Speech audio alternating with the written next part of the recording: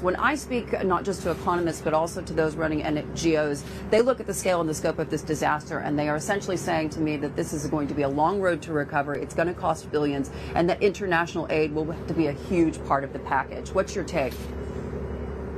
Yes, exactly. So the damage is excessive, and there will be need for international aid to help with reconstruction and rehabilitation. At the moment, the death toll is 17,674. I don't want to round it because every single number is a lost life, and the numbers are most likely going to go up because there are about 9,500 buildings that are collapsed and more than 200,000 people under the rubble. So it's going to take a lot of effort and a lot of funding to reconstruct these buildings and help out the families to reestablish their houses.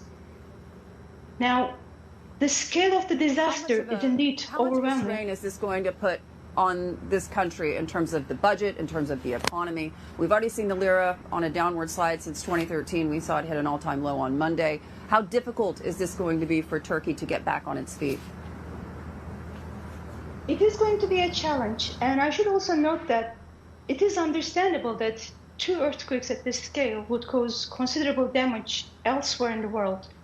And the scale is indeed overwhelming, but that being said, had there been stronger institutions, accountability and transparency in the decades preceding the earthquake, and had there been enforcement of rules and regulations regarding building codes, and had there been more organized and rapid response, the damage could have been minimized. Now, the 1999 earthquake was perhaps a turning point for us because it played a role in the election of the current government. And in the first couple of years, there were efforts to fix things. Rules and regulations were passed, and hospitals were constructed, buildings were strengthened, and shelter areas were assigned. However, after 2006, earthquake was pushed down on the list of priorities, and the shelter areas turned into parking lots and malls.